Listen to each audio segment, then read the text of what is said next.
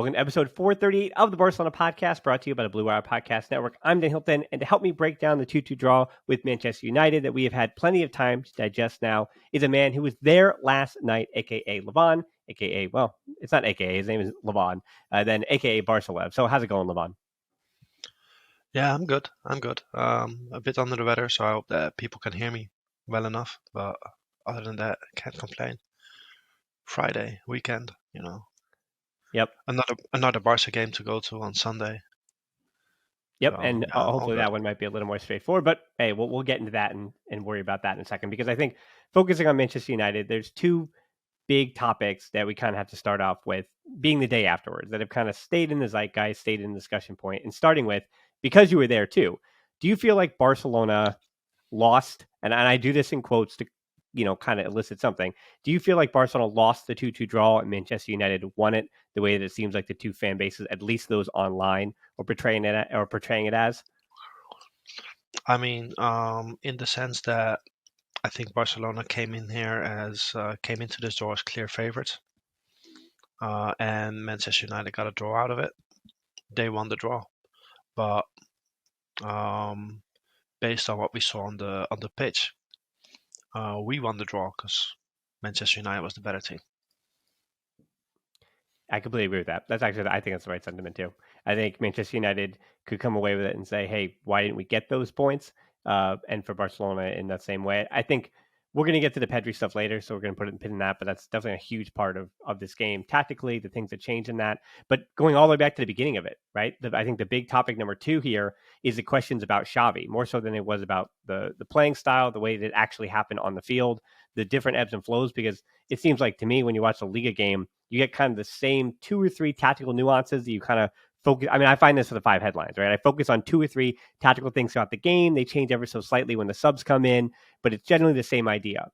Then you go to Europe, and it seems like these games, and it should be the case when you're talking about some of the best teams in Europe, that there are so many different stages and phases of the game. And one substitute in those games really does change so much. So I think going back to the beginning, and what people are criticizing Xavi on is certainly the starting lineup. So I would ask you really straight up, when you saw that lineup, what were your thoughts when you saw Jordi Alba, Marcos Alonso, particularly over Balde and Christensen in that 11?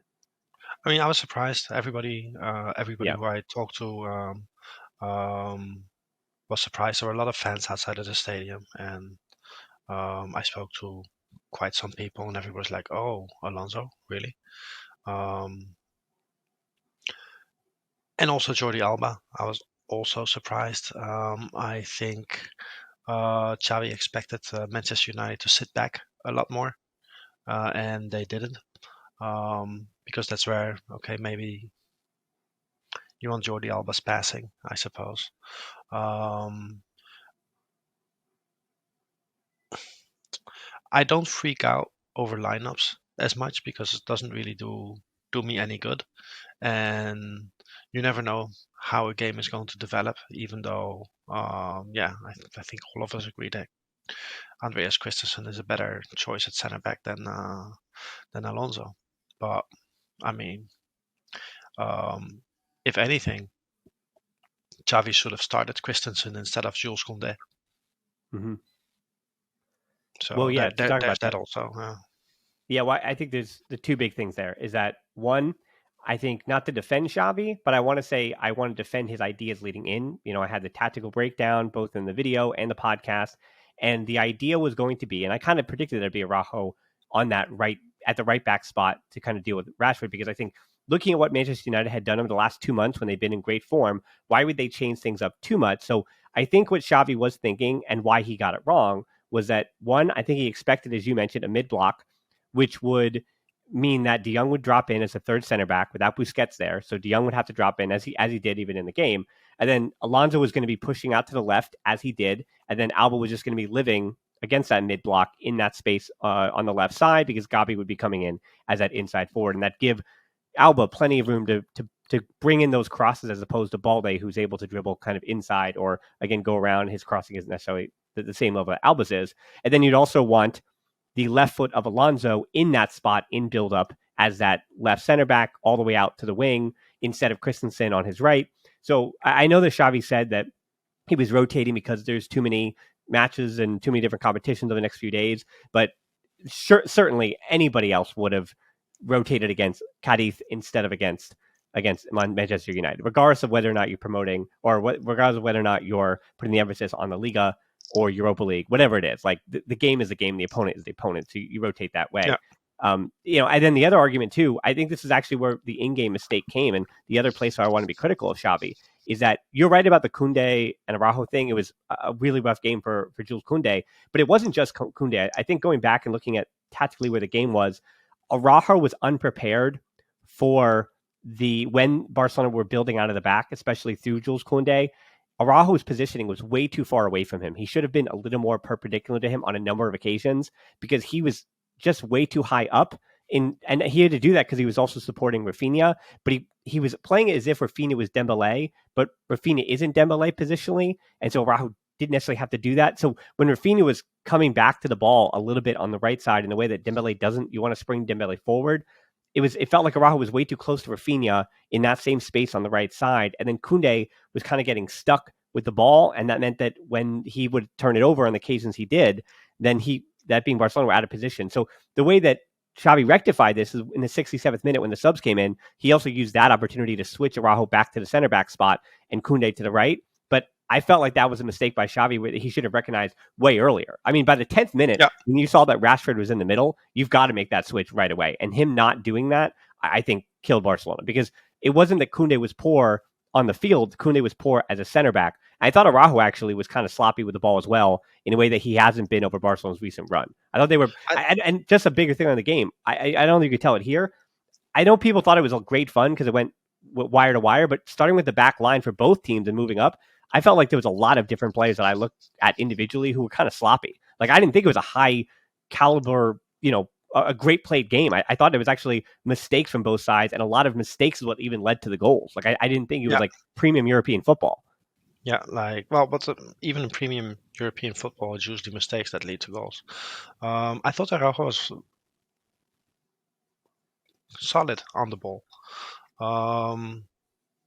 Also, if positioning wise, Araujo is a bit too far up, then they can pass the ball back to Ter Stegen. Which is what he did. Which is what he did quite a lot, yeah. But I think Koundé was poor on the ball, and not great in defense either. I agree with you that Xavi should have recognized Rashford's positioning and made that switch. But I also think that it's not until the second half that Rashford really started attacking Alonso more. Mm-hmm. Because Rashford was false nine, let's say, but since he's right-footed, he likes to receive the ball a bit more on the left.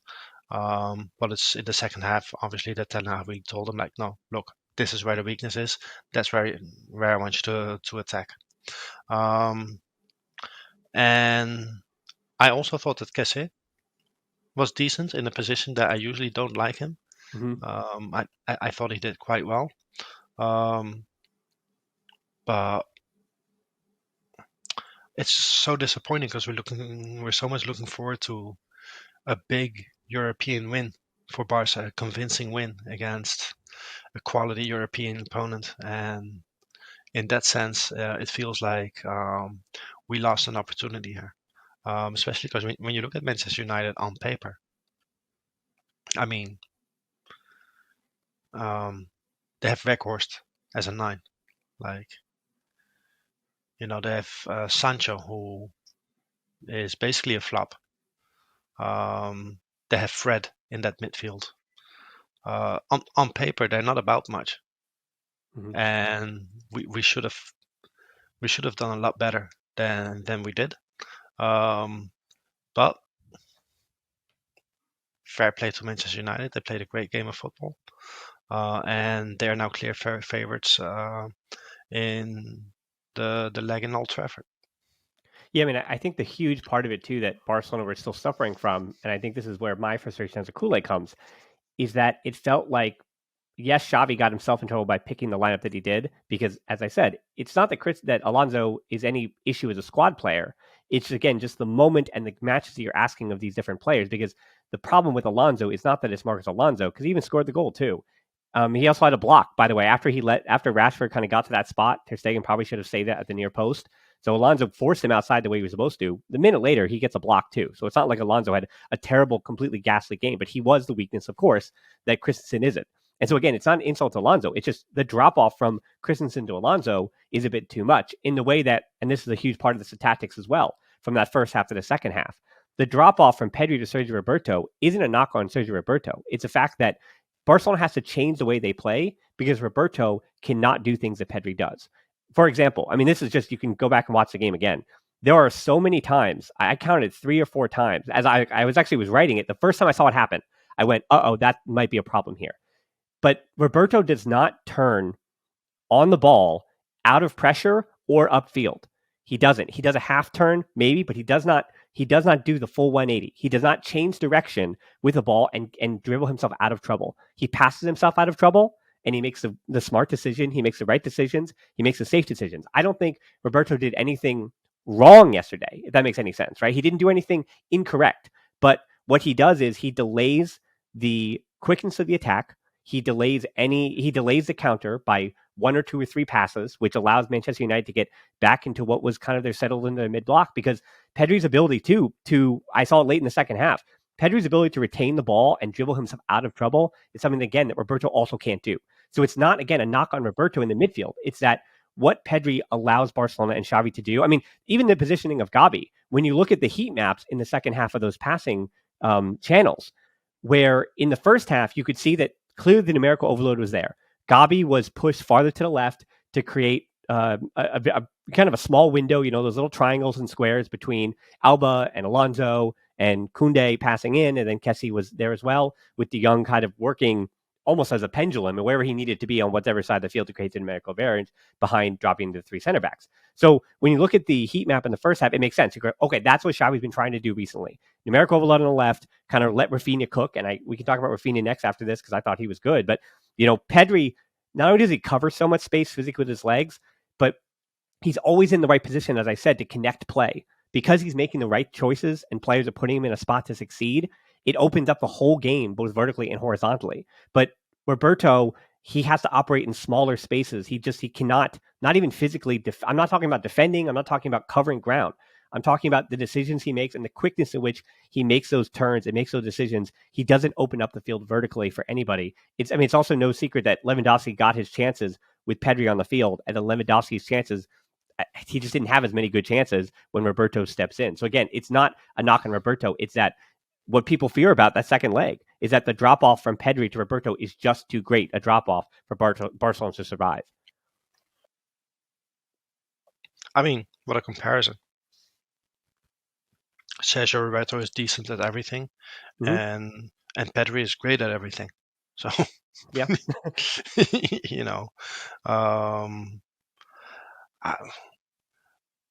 I don't know. You're comparing Robin to Batman here. So yeah, obviously it hurt us in yesterday's match, and it also is going to hurt us at Old Trafford.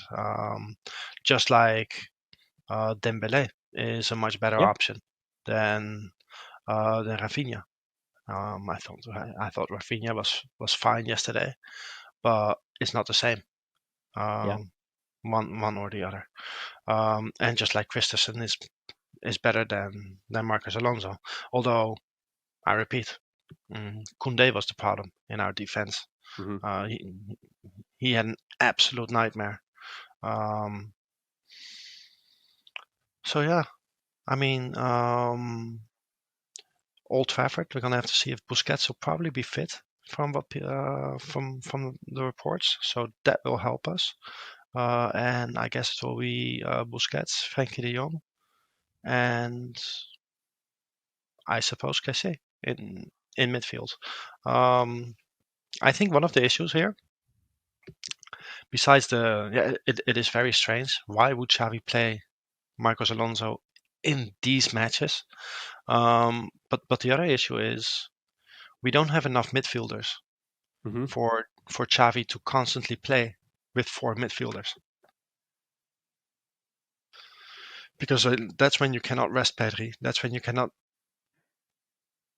rest Frenkie de Jong, who might also go out with an injury at some point, because you just never rest them. And I think that's a problem, um, especially because I think it would be good for Ansu to get regular playing time, and not even come off the bench, like the match versus Villarreal. Yeah. But I mean, I'm not Xavi. Xavi knows a lot more about football than I do. He knows a lot more about football than um, both of us and all our listeners combined. But from the outside looking in, these are things that raise questions, at least. Yeah, I mean, it's easy in the Liga when, again, this is a back line that in Spain, 7 goals in 21 games, and then 14 goals against in 7 games in Europe. And those are big enough numbers and such a unbelievable gap where you go, what is the difference? There has to be some kind of systemic difference other than the team's getting so much better. The jump up from what the competition that they can't seem to, that being the opposition, can't seem to figure Xavi out in Spain. And then you go there to Europe and it's a totally different game. So, like, there are little things though, like against Cadiz on Sunday. I would say when you know that that's a team that's going to play in a low block, not even a mid block, a low block, and you, as you said, are short on midfielders. That's one of those games where it's like you've got to start Pablo Torre. Like it's one of those things where if you don't start that kind of player in that kind of situation, like because he is an attacking midfielder against a low block, like and with just 4 midfielders, like that's my concern. My concern is the same Barcelona concern that 5 years ago, 6 years ago, I'm talking about Valverde here on the same show, where Valverde would make those decisions where I was like, it's totally defendable for any manager. Like, it's so important that Barcelona win the Liga this year. And so it's totally defendable why Xavi wouldn't play Pablo Torre. Again, totally defendable that he would want Kessié, especially if Busquets is even fit on Sunday, which I'm not sure about. But if he is, I totally understand why you'd want, well, Gabi's not suspended for that one. So I think Gabi's starting. That's an easy one. So Gabi, we know, will definitely start. So I totally Oh, understand why. I think he's suspended for both. Oh, right, because he got the yellow card the other day too. Right. Yeah. So okay, so great. So without Gavi, then it's kind of going to be a run out or a trial of do you want to look at if Busquets is healthy, what Busquets and De Jong and Kessie look like together? Hmm. Because I mean that's going to be the question. And if he's not fit, then obviously it has to be Pablo Torre, or you're going to do some kind of Rafinha at the 10 position and you do Ansu on the left and Ferran on the right and Lewandowski up top. Like there are other options too. Like this is where Xavi's going to Yeah. have to kind of figure this out with the limited options that he has. And this is again another thing where Laporta went big with the signings he got, and he brought in some really important players that are going to help Barcelona win the Liga. But another problem comes in Europe when the depth of your squad is questioned, and that's where those questions come from. You know, I not to always put blame on Bartomeu for everything. You know, because I guess I want to hear from you about the referee stuff in a second too. But you know, I can't blame Bartomeu on everything, but we can constantly blame Bartomeu on the depth of Barcelona's squad for the next even 2 seasons. I mean, I think the depth of the squad is very strong, except for midfield. And in midfield, it was not uh, a, a lack of planning, but it was lacking the foresight to, we spoke about this. Mm-hmm. For Nico Gonzalez and Pjanic, we should have kept one. Yeah, And I also think that the club, and Xavi in particular, expected more from Pablo Torre. I believe that if Pablo Torre is not playing, then there is a very good reason yeah. for this, meaning he is nowhere near ready to play. Sometimes people forget that, just because you have Gavi playing for us when he's 16 years old, just because Pedri came from Segunda B and slotted right in, like those things are very much not normal. The normal thing would be for a 19-year-old kid who plays in the third league to come to Barcelona, and even though he looked great in the third division, for Barcelona he's not good enough. Well, it's Like and well, that yeah, is yeah, yeah, for that sure. is normality. Well, I So also want to add a caveat too with about Pau Torre that in the third division, of what I saw from him from Racing Santander, he always had two defensive midfielders in behind him, and he was playing almost as a Antoine Griezmann role at Atletico Madrid. Like he was much farther forward up the field, almost as a secondary striker. And now he's being asked, because it's a different system at Barcelona that doesn't even revolve around him. He's being asked to be an interior. And so it's not like you're saying, oh, he look at his highlights, look at his goals, look at the assists that he had in the third division. I can guarantee, even of what we've seen from him in the Champions League against Victoria Pilsen and those small stuff that we've seen from him, it's not, the issue is not him on the ball and him going forward or him creating chances and things like that. It seems like he is, that's why he was signed by Barcelona, because of those skills inherently that he had. But he's A, being asked to play a different position, as you said, as a 19-year-old, and B, to press and to understand the defensive nuances that Xavi is asking for him.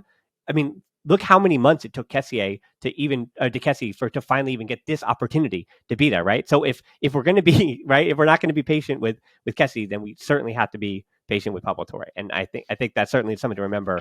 Not only is he a young player, but the things that he has to learn are things that he had never been taught before, and he has to digest them at the highest level. So that's why you're not seeing him. And again, that's why you say against Cadiz, is he ready for that kind of test? Right? That's the level you go. That's where he has to be able to get to that level. Or yeah, Barcelona might have to say, hey, this is kind of almost a wasted year for him. He didn't pick it up quick enough. No, I think it's a wasted year.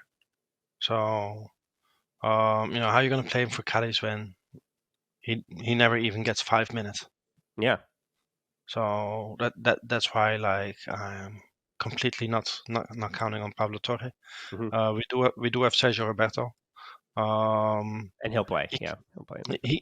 he cannot do the things that Pedri can. But he's an intelligent player, and he can hopefully play and not look completely lost. I mean, Yeah, but against then at Cadiz, right back, but then against who do you Cadiz, play it at right should be back though? okay.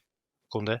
Well, but that's that's what I was going to ask you. If you don't rotate, if you want to rotate Kunde on the weekend, then does Roberto play at right back? I mean, there's so Okay, few okay, options here. yeah. Yeah. Against Cadiz, you can play Sergio Roberto at right back as well. Mm-hmm. I'm more worried about what we're gonna do in Manchester. Mm-hmm. Yeah, I mean, Gavi and Pedri out. I also think that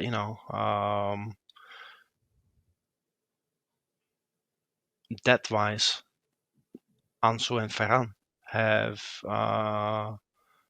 disappointed this year. Mm-hmm. So we have a bunch of players who, on paper, would provide excellent depth. Actually, on paper, Ansu should be a starter, Yeah. but they're having very difficult years for very different reasons. The reason why Ansu is having a difficult year is completely different than why Ferran is having a difficult year, which is completely different why Pablo Torre is not assimilating the um, our style of play and why he's not up to snuff.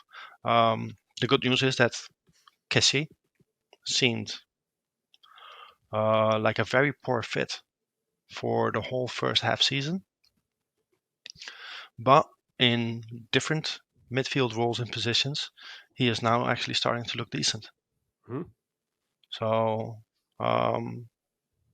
at least there's one thing to be excited about. I would agree with you about And Kessie yesterday. I think not to say I didn't necessarily feel like Barcelona missed Busquets. I think that's with the compliment I would give Kessie. I didn't feel like he detracted in a way that there was such a big drop off when Roberto came on for Pedri that I saw, as opposed to saying if Busquets was in that game instead of Kessie, the only thing that changes is Frankie de Jong's role quite a bit, because again I think de Jong was much deeper starting from that spot between the three center backs, and that does limit Barcelona and their ability to get forward on the attack. That said, that game was so wide open, it felt like why would you want to put de Jong in that situation in that kind of way? But okay, to go over a few more things from this game yesterday, I think, this is not a hot take. I'm going to cool it off as much as I can. Both Ten Hag and Xavi have arguments for why the refs kind of didn't give them what they probably might have deserved. But because both of them have arguments, I kind of have to say it's a wash. But we can also say, maybe the ref got it wrong on 2 occasions, and both teams deserved free kicks when they didn't get it. I mean, there was, and Fred was a part of both of them, as you mentioned, with the on Jordi Alba in the first half. I mean, maybe that was a penalty. Awful, awful, awful close. No, I mean, it was no, close, but no. He got the ball. which is fair. However, Like, I agree with you. Yeah, it's fair. however, in the first half, and nobody talks about this, Varane literally like wrapped his arms And Lewandowski, yeah. around Lewandowski for more than a second, maybe Hmm. 2 seconds, and you know I don't understand how that is not a penalty. Um, Then the handball. the the handball is textbook penalty. Yep. There's no discussion. The arm is away from the body, so you know, 3 4 years ago, referees had more leeway to decide whether it was intentional or not. But that led to so much discussion that they rewrote the rules, and now it's very clearly, hey, it doesn't matter if it's intentional or not. If your arm is not like in front of your body or stuck to your side, but if your arm is actually open out wide, then it's hands. It's a handball, and that's it. The Kunde challenge, I think it's a red card, Hmm. but I've looked at it 20 times this morning from different angles, and I still can't figure out where exactly the contact happens, or at least um, with which part of the body Kunde clashes into the other. I think it's simply because the angles that they showed on Spanish TV are not clear enough. And there must be some other angle available somewhere where they clearly show that it's a foul, because I think that Kunde fouls him, Hmm. but I don't have a super clear view on it. Of course, if that is ruled a foul, then it's a red card, no question, because Rashford was through on goal. Yeah, I mean, I would agree with that too. That I think both managers, as I said, have an argument for kind of getting gypped and not getting what they deserve. But because they both got gypped and they both didn't get what they deserved, then we just kind of move on from it and say, hey, the ref did a poor job. I hope he doesn't get another big job like that again for a little while until he goes back. And refs are people too, so he's got to improve what he's trying to do. And maybe the VR specialist has got to get better at his job too. But Yeah, yeah, as far as even I yeah. mean, as far as the Kunde one goes, I think that there is sufficient doubt that VAR should not intervene in that one. Mm-hmm. So I can understand that the ref doesn't see it. From where I sat in the stadium, and I sat like right at that side, I didn't think it was a foul at all. Mm-hmm. And like I said, since none of the replays clearly show up, is he pushing him in the back? Is there contact between the legs? I don't know. You tell me. What was the foul exactly? It looked like it just almost an extension of the arm to me. But again, that was just me seeing it. The, the arm. I have to go back and watch it again. That's what I'm saying. I Okay, don't know where that contact happened. Yeah. so like that's how unclear it is. Nobody knows exactly like how Kunde fouled the guy. It just Mm-hmm. feels like a foul. Yeah. But that's why I understand that VAR could not intervene. But the handball, like, I understand the referee not seeing it. What I don't understand is VAR not saying, "Hey, Yeah. this is a handball. It's super clear. It's textbook." And that's what it is, clear and Like, obvious. yeah, And so, yeah, it there had to there be. is no room for any doubt on Mm-hmm. that call. Yep. Yeah, I would agree with that. I mean, and I think it's funny about even the VAR and those moments, right? Because I think Old Trafford, not previewing it too much, but I think Xavi is likely going to just quote unquote get it right at the back. I think you expect Balde, Christensen, Araujo, and Kunde in that order, and Xavi's just going to go with that at Old Trafford on the Hmm. back line. And with that back four, like I want to remind people though, because Xavi, I think, made the mistake, if you will, with personnel. And to your point, not even saying Alonso in the starting lineup with Alba, I'm saying having Kunde and Araujo not switch earlier when Rashford was coming through the middle. I don't think Xavi's going to make those same mistakes. And the question for me kind of does become Gabi and Pedri and not being able to control that match is how Manchester United are going to break through. We know that. But against that back four, I'm not sure how the goals are going to come. And the only answer I come up with is, just to quickly talk about the three goals that happened. I mean, Barcelona, they get their first goal from Alonso on a header at the back post, where that's just a mistake by Manchester United. As I said, like that's not to take anything away from the header, but he was like wide open. like Fred and Wan-Bissaka gave Alonso way too much room. He just headed it in. That's textbook like training ground stuff, easy stuff for him. And then the goals, even the goal scored by Rashford, even was like, yeah, I mean, it was tough because again, it was a near post angle for Ter Stegen, probably should have saved it. And again, Alonso kind of forced him wide, but you'd also expect in that moment. I think Christensen catches up to Rashford and blocks that shot. I don't even think that shot gets off with Christensen. And then you go to the second goal scored by United.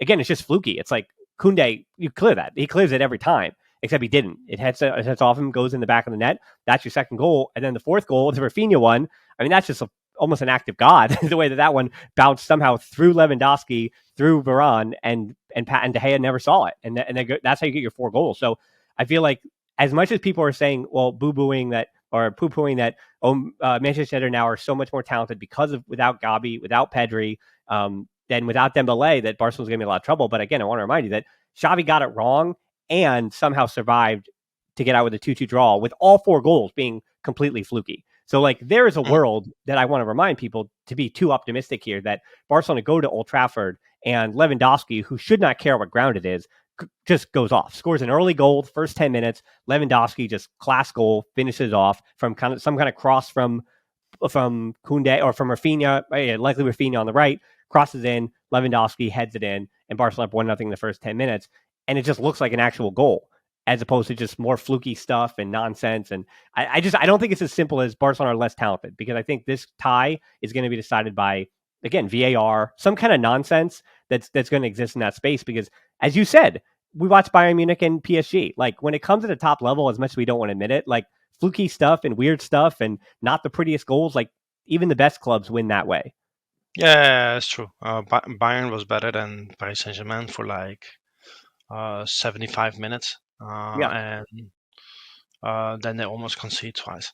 The goals were weird. Like I didn't even know that Rafinha scored until I got home Mm-hmm. and checked on my phone. From in the stadium, everybody thought Lewandowski scored, or at least everybody at my end, because I was at the opposite end. What I might be worried about is we go to Old Trafford and Xavi will want us to play like Barcelona play, but we can't play like Barcelona play with Kessie in the midfield. Kessie in the midfield and also Rafinha on the right wing. They their style kind of clashes with the rest. Like Dembele has finally figured out how to actually play positionally sound football and to do like the short passes that we would expect Barcelona players to be capable of. In addition to all of the other things that he's good at. But Rafinha has not assimilated those ideas yet. Neither has Kessie. So the game plan that we go to Manchester United with and wanting to control the match, like we might not be best equipped to follow the normal Barcelona blueprint that Xavi advocates. Well, I mean, even tactically, I mean, the lineup will likely have to be different. Like he'll likely, that being Xavi, have to play a 4-3-3, because you can't play the 3-2-5 even in build up. Because I mean, I guess you can. Roberto can push forward in that role. We've seen it before. We saw it, but again, now you're talking Luis Enrique era. Last time we saw Roberto really in a spot as that high right interior. Yeah, If but you will. he's always been like when Roberto played like on the right wing for Luis Enrique and for Juan Yeah. Valverde. There's only one match in which that worked, which was Yeah. the 4-0 in against Madrid. But every other time that he plays there, he's been horrible. Mm-hmm. Um, But yeah, I mean, I would probably play Busquets and Frankie at the base of the midfield, and put Kessie in front of them, because Mhm. Kessie can get forward and and attack the opponent's box. But Yeah, yeah, we're looking at a very different kind of football there, and dare I say it, we might need to be a little bit more conservative with our style of play. yeah, I mean, either De Jong has to bring his long balls coming over from the left, and I think that's been interesting too. That I think Kessie has been better on the left than he has on the left side more than he has been the right. So that would be the concerning thing. That we know that De Jong with Busquets coming back will likely, if they set up in the base of that midfield, to be on the left. And then again, his long balls are going to have to be pretty good. But Kessie is going to be pushing forward on the right side as that high interior, and yeah, I mean, it hasn't been great there. So yeah, Xavi has certainly a lot to think about. But last little thing here, and I just kind of want to ask you about this. This is one of those stories that I haven't had really the time to dig into it because I think for me, the Spanish translations and getting this information in Spanish is more important than it is trying to figure out what I'm getting from secondhand or third case reporting coming from, I'm not going to mention the publications, but certain publications just kind of taking a story about Barcelona getting in trouble, referees, da da da da. They hear those words and you run with it. And I want to make sure that I'm not getting the information from there, because I think that's where a lot of the English media coverage was coming from, as opposed to just getting it straight from what's happening here. What do you know about this story about Barcelona, Bartomeu, and how that's all gonna land out with Barcelona? To my understanding, what yes, giving some kind of money for the former VP of referees. Never a boring day, huh? No. I mean, not a lot is known. They found payments up to 1.4 million over 3 years between 2016 and 2018, from Barcelona to the then incumbent VP of the referee of the committee of referees, or the technical committee of referees would be the translation. Um, that's what they found. It's being said, or at least Bartomeu has said, that these payments, or that Barcelona had been paying that guy since 2001, and that he inherited the payments, and that he's the one who eventually discontinued the payments. So that means that Gaspar and Laporta were also keeping up those payments. The club says that it's for reports on players. Honestly, I have no idea why you would pay a referee for reports on players and for reports on referees. Um, there is also a story that broke out where it was said that the VP in question tried to blackmail the club when Bartomeu wanted to stop paying the guy, and threatened us with making everything public. It's just such an incredibly weird story, Mm-hmm. or well, it's more than a story because the payments, at least from 2016 to 2018, are true. Um, there's not one league season in which we had more calls in favor than against compared to our main competitors. Yeah. So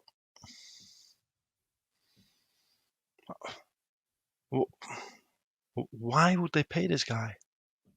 It doesn't make any Yeah. sense. Madrid pays an ex-referee for the same services to compile reports on referees. Um, and I can understand why clubs do that. But why would you do that to somebody who is an active member of that committee?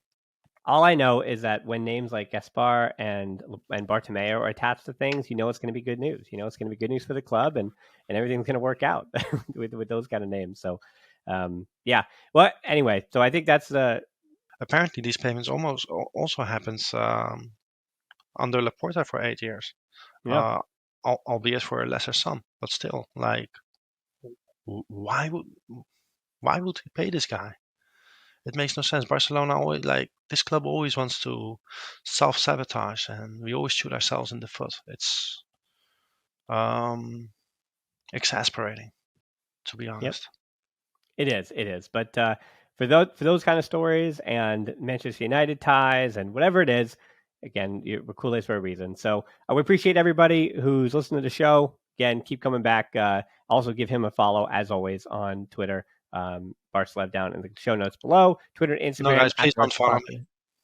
or don't follow him. Either way, instead of following him, how about this? Go over to TikTok, give us a follow. I'm looking to get 10,000 over there. And also, people stop subscribing to YouTube and make sure you subscribe to the YouTube channels, those 5 headlines and stuff, because unlike the sponsors and everything that you hear here on the podcast, YouTube, people don't really care about that stuff as far as like sponsors or whatever. So I almost make those 5 headlines for free. So make sure you subscribe on YouTube. That's a big help. But as always, most importantly, thanks so much for listening to the show. Until next time, we'll talk to you soon. Forza Barca.